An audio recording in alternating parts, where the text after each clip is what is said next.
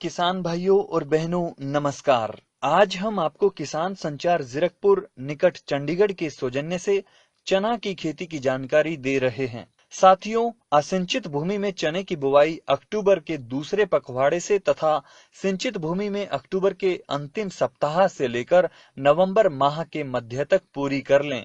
हमारे देश में अनाज वाली फसलों में चने का 5वां स्थान है। चने को भोजन में अनेक तरह से उपयोग किया जाता है। हरी पत्तियां व तने साग के रूप में, चने के हरे दाने सब्जी के रूप में, सूखे दाने बेसन, दाल तथा आटा के लिए प्रयोग किए जाते हैं।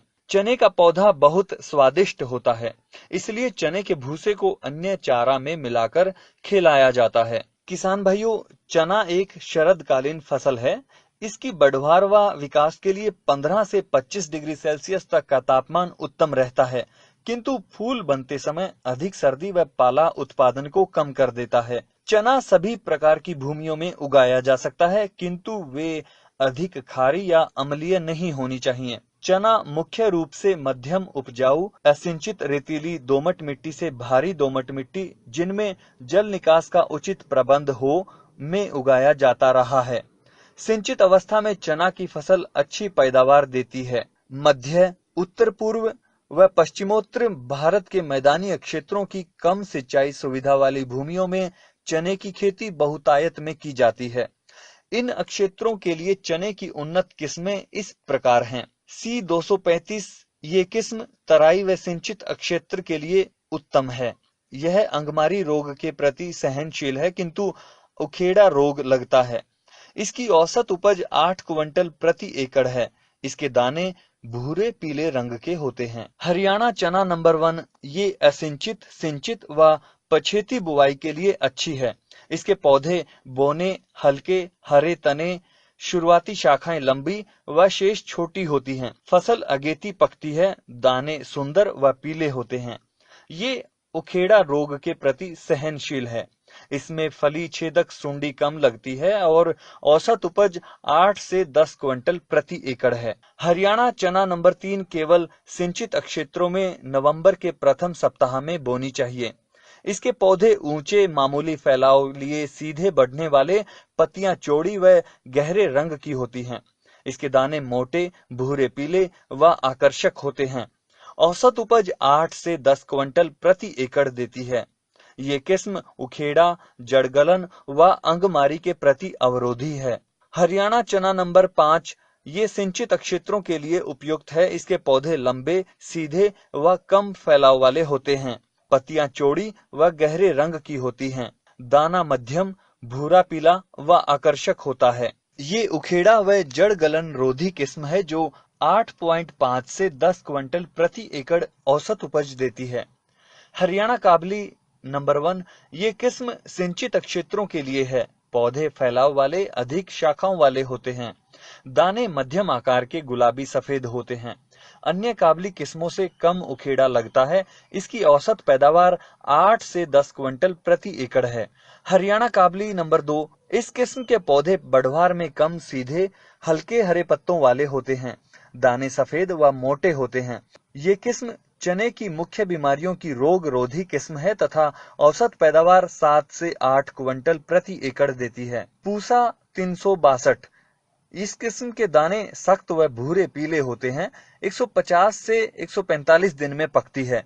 औसत पैदावार 9 से 10 क्विंटल प्रति एकड़ है। GNG 663 इस किस्म के दाने छोटे व भूरे पीले होते हैं। ये किस्म झुलसा व उखेड़ा रोग के प्रति सहनशील है। 150 से 155 दिन में पककर प्रति एकड़ 9 से 10 क्विंटल औसत उपज देती है। धारवाड़ प्रगति ये किस्म मध्य भारत के मैदानों के लिए उपयुक्त है, जो 114 से 124 दिन में पककर प्रति एकड़ 10 से 12 क्विंटल औसत पैदावार देती है।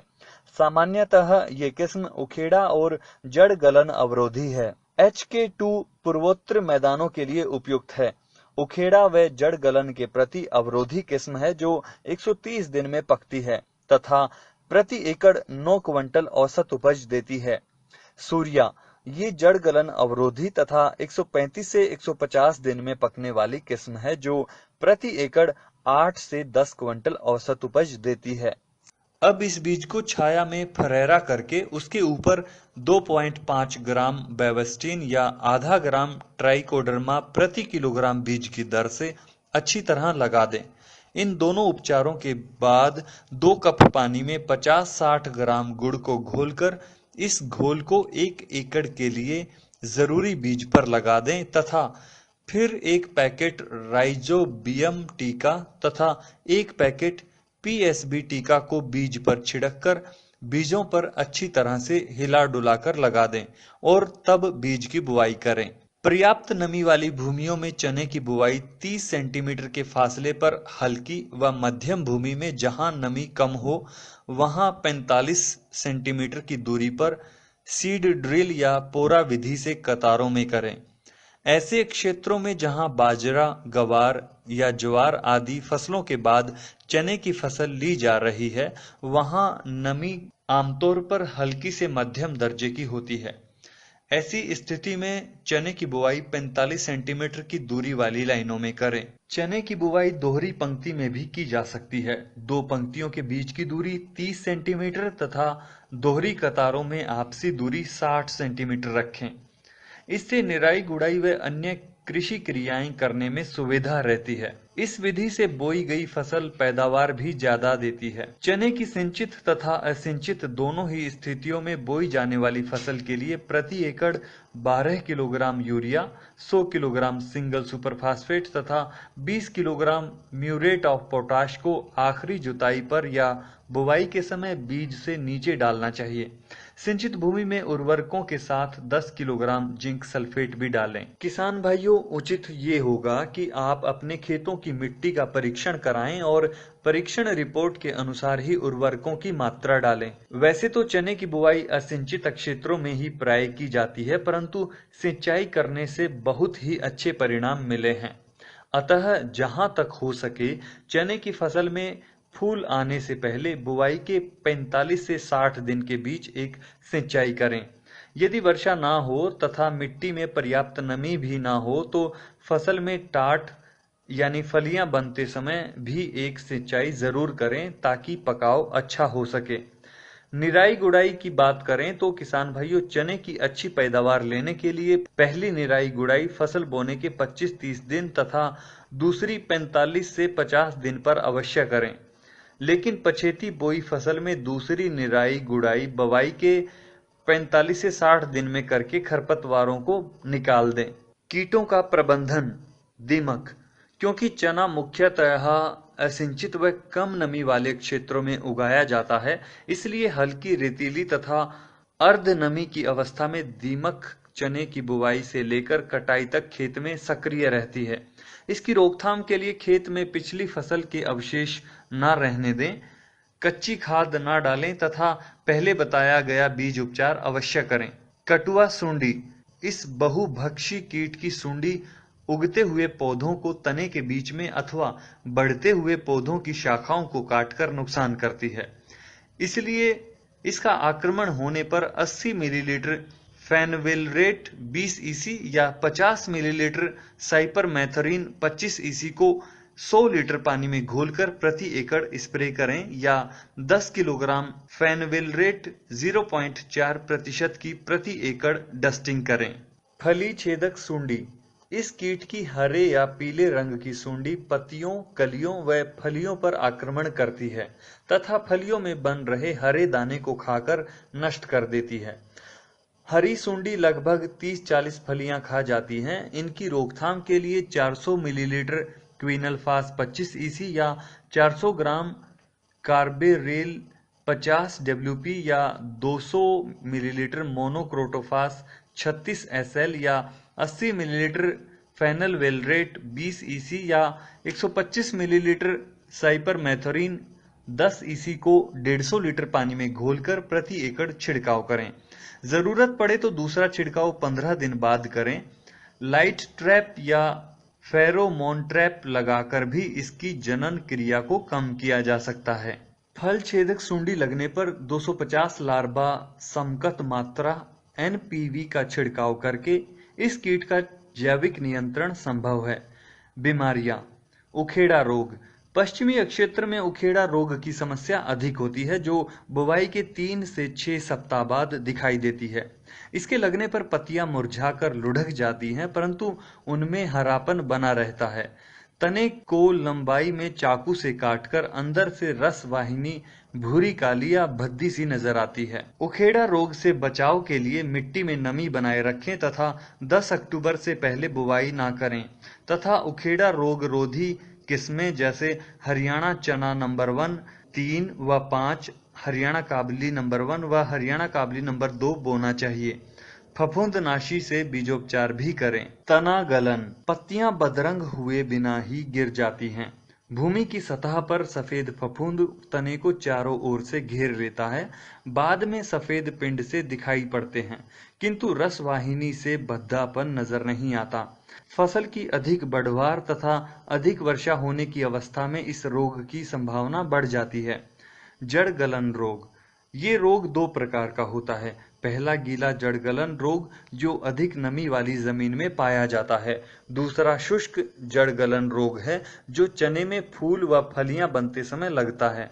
इनका प्रकोप अंकुरण अवस्था में या फिर सिंचित क्षेत्रों में फसल बड़ी होने पर होता है। रोग पौधों के तने व पत्ते हल्के पीले रंग के हो जाते हैं। मुख्य जड़ से नीचे का भाग गल जाने के कारण जमीन में ही रह जाता है। विषाणु रोग, रोगी पौधे बौने रह जाते हैं, उनका रंग संतरी या भूरा हो जाता है। ये रोग देशी चना में अधिक लगता है। भूमि की नमी के उचित संरक्षण तथा 10 अक्टूबर के बाद बुवाई करके इस रोग से बचा जा सकता है। एस्कोकाइटा झुलसा रोग, आरंभ में हल्के भूरे रंग के धब्बे पत्तों, तनों व फलियों पर दिखाई देते हैं। हरी फलियों पर ये धब्बे छोटी छोटी गोलाकार आकृतियों में बदल जाते हैं। इसकी परिधि में हरे भूरे रंग के दायरे दिखने लगते हैं। तने व डंठलों पर भूरे लंबे धब्बे बन जाते हैं, जिन पर फफूंद की बीजाणुधारियां चूड़ीदार रेखाओं में काले बिंदु के समान दिखती हैं। रोगग्रस्त भाग जकड़ जाता है। बीमारी फैलने पर पूरे खेत को ही चपेट में ले लेती है। ऑल्टरनेरिया झुलसा रोग, पत्तों पर बहुत छोटे गोल भूरे रंग के धब्बे पड़ जाते हैं, जो बढ़ने पर हल्के पीले हो जाते हैं तथा प्रभावित पौधे गिरकर सूख जाते हैं। तने के परिगलित स्थान पर बीजाणु की रचना होती है। फलियों पर भी इस रोग का बुरा प्रभाव पड़ता है। ग्रे मोल्ड रोग, पत्तियां किनारों तथा चोटी से भूरे रंग में बदलने लगती हैं। ऊपर की शाखा झुक जाती है। रोगग्रस्त टहनियां तथा तने बाद में सड़ने लगते हैं। फफूंद जनित बीमारियों से बचाव के लिए इन बीमारियों से पहले से ही ग्रसित खेतों में चना न बोएं। फफूंद रोधी किस्में जैसे C235 व हरियाणा चना नंबर 1 की बुवाई करें। पहले बताया गया बीजोपचार जरूर करें तथा बीमारी ग्रस्त पौधों व उनके अवशेषों को नष्ट कर दें।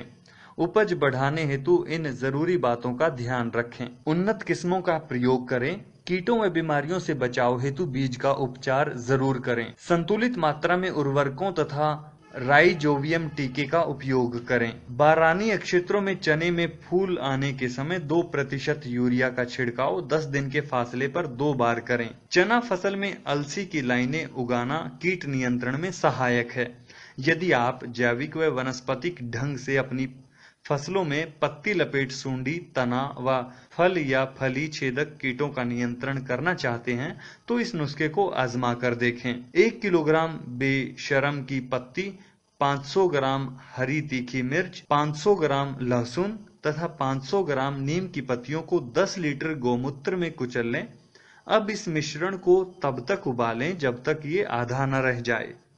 ठंडा करके महीन कपड़ों में छानकर कांच की बोतल में भर लें। 2 से 3 लीटर रस यानी सत को 100 लीटर पानी में मिलाकर 1 एकड़ फसल पर छिड़काव करें। उसमें सहयोग रहा हमारी टीम की निशा कौशिक, रूबी और गोपाल सिंह का। संपादक थे सुरेंद्र सिंह धनखड़। अगली बार आपसे फिर किसी विशेष वार्ता के साथ मुलाकात होगी। जो किसान भाई जैविक ढंग से कीड़ों व बीमारियों का निदान करना चाहते हैं, आप किसान संचार की हेल्पलाइन नंबर 090-176 53-200 नंबर एक बार फिर सुनिए, 090-176 53-200 पर सोमवार से शनिवार सुबह 9 बजे से शाम 5 बजे तक बात करके जानकारी प्राप्त कर सकते हैं।